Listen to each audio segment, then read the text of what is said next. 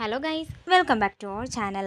Episode ആരംഭിക്കുമ്പോൾ കാണിക്കുന്നത് നെല്ലിശ്ശേരിയാണ്. കുളി കഴിഞ്ഞു വരുന്ന അർച്ചന സന്തോഷത്തോടെ പാട്ട് പാടുമ്പോൾ ഇത് കേൾക്കുന്ന സച്ചി ഉണർന്ന് എഴുന്നേൽക്കുകയാണ്. അല്ല, എന്താ ഇന്ന് നല്ല സന്തോഷമാണല്ലോ? അല്ലെങ്കിലും ഞാൻ 2 ദിവസം കൊണ്ട് സന്തോഷത്തിലാണല്ലോ എന്ന് അർച്ചന പറയുമ്പോൾ സച്ചി പറയുകയാണ്, ഇന്നത്തെ സന്തോഷത്തിന് എന്തോ പ്രത്യേകത ഉള്ളതുപോലെ ഉണ്ടല്ലോ. ഉണ്ട്, എൻ്റെ കുറേ പ്രശ്നങ്ങൾ ഇന്നലെ രാത്രി കൊണ്ട് മാറി. സച്ചിയേട്ടന് അറിയാത്ത ഒരാള്, അയാളായിരുന്നു എൻ്റെ പ്രശ്നം. അതെല്ലാം ഇന്നലെ രാത്രി കൊണ്ട് തന്നെ തീർന്നു. അതേസമയം താനെല്ലാം നിർത്തുകയാണെന്ന് അജയനോട് പറയുകയാണ് അവന്തിക. ആ ഒരാള് നന്നായതോടെ ഇനി എനിക്കും സച്ചിയേട്ടനും സന്തോഷത്തോടെ ജീവിക്കാമെന്ന് അർച്ചന സച്ചിയോട് പറയുന്നു. അതേസമയം അവന്തിക അജയനോട് പറയുകയാണ്, അങ്ങനെ ഒരു ജീവിതം അവന്തികയ്ക്ക് ജീവിക്കേണ്ടി വന്നാലേ അന്നത്തോടെ ഈ ജീവിതം അങ്ങ് വേണ്ടെന്ന് വെക്കും അവന്തിക. ഇത് കേൾക്കുന്ന അജയൻ പറയുകയാണ്, മേഡം ഇങ്ങനെയൊക്കെ പറഞ്ഞപ്പോൾ ഞാൻ കരുതി മേഡം നന്നായെന്ന്. ഞാൻ പറഞ്ഞപ്പോൾ നീ വിശ്വസിച്ചില്ലേ? അതേപോലെ എല്ലാവർക്കും എന്നിൽ വിശ്വാസമുണ്ടാകണം. അവളുടെ എല്ലാ പ്രശ്നങ്ങളും മാറിയെന്നും ഇനി അവൾക്ക് സന്തോഷത്തോടെ ജീവിക്കാമെന്നും അർച്ചന കരുതണം. എന്നാൽ അവൾ അറിയുന്നില്ല ശരിക്കുള്ള പ്രശ്നങ്ങൾ ഇനിയാണ് തുടങ്ങാൻ പോകുന്നതെന്ന്. പിന്നീട് കാണിക്കുന്നത് അർച്ചനയാണ്. അർച്ചന സച്ചിയോട് പറയുകയാണ്, ഇനിയും പഴയതുപോലെ പെരുമാറിയാൽ ഞാനും അങ്ങനെ തന്നെ പെരുമാറൂ. ഈ അവന്തിക ആരാണെന്ന് നീ ഇനി കാണാൻ പോകുന്നതേ ഉള്ളൂ അർച്ചനെ. കൂടെ നിന്നുകൊണ്ട് തന്നെ നിന്നെ വെള്ളം കുടിപ്പിച്ച് ഞാൻ തന്നെ വൃന്ദാവനത്തിലേക്ക് പറഞ്ഞയക്കും. പിന്നീട് കാണിക്കുന്നത് അവന്തിക ഡോക്ടർ സന്ധ്യയുടെ വീട്ടിലേക്ക് ചെല്ലുന്നതാണ്.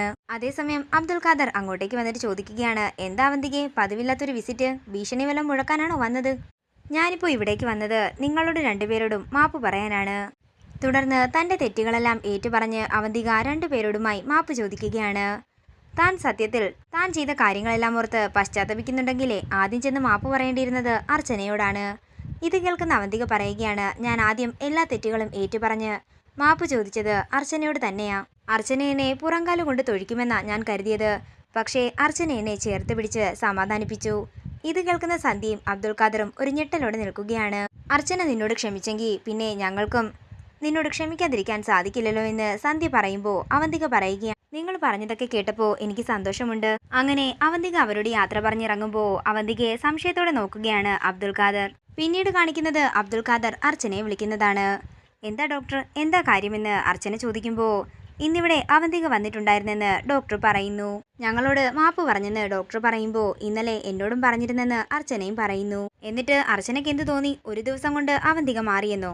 മനുഷ്യരല്ലേ, എപ്പോൾ വേണമെങ്കിലും മാറാമല്ലോ എന്ന് അർച്ചന പറയുമ്പോൾ ഡോക്ടർ പറയുകയാണ്, എങ്കിലേ അർച്ചന അവന്തികയെ വിശ്വസിക്കണ്ട. ഇത് അവന്തികയുടെ ഒരു ട്രാപ്പാണ്.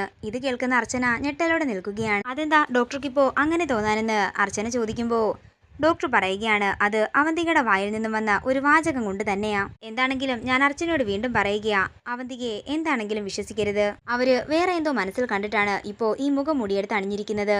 അല്ലെങ്കിൽ അർച്ചന എല്ലാവരോടും സത്യങ്ങൾ പറയും എന്നുള്ള ഭയം കൊണ്ട് മാത്രം. അതുകൊണ്ട് തൽക്കാലം അവന്തികയെ നമ്മളെല്ലാവരും വിശ്വസിച്ചെന്ന് അഭിനയിച്ചാൽ മാത്രം മതി. എപ്പോഴും ഒരകലം പാലിച്ച് നിൽക്കുകയും വേണം. അർച്ചനയ്ക്ക് മനസ്സിലായോ എന്ന് ഡോക്ടർ ചോദിക്കുമ്പോൾ മനസ്സിലായെന്ന് അർച്ചന പറയുന്നു. നേരം രാത്രിയാകുന്നു. പിന്നീട് കാണിക്കുന്നത് സച്ചിക്കും തനിക്കുമുള്ള പാലെടുത്തുകൊണ്ട് മുറിയിലേക്ക് പോകുന്ന അർച്ചനയാണ്. അതേസമയം അവന്തിക തനിക്ക് കുറച്ച് കാര്യങ്ങൾ സംസാരിക്കാനുണ്ടെന്ന് പറഞ്ഞ് അർച്ചനയെ അവിടെ പിടിച്ചിരുത്തുകയാണ്. തുടർന്ന് അവന്തിക പറയുകയാണ്, ഈ 6 മാസക്കാലത്തോളം നിങ്ങൾ തമ്മിൽ അത്ര വലിയ പൊരുത്തത്തിലല്ലായിരുന്നെന്ന് എനിക്കറിയാം. പക്ഷേ ഇനി നിങ്ങൾ ജീവിച്ചു തുടങ്ങണം. 2 ഗ്ലാസ് പാല് വേണ്ട, ഇനി നിങ്ങൾക്ക് 1 ഗ്ലാസ് പാല് മതി. അതേസമയം സച്ചിയും അങ്ങോട്ടേക്ക് വരികയാണ്. ഇന്ന് നിങ്ങളുടെ ഫസ്റ്റ് നൈറ്റ് ആണ്.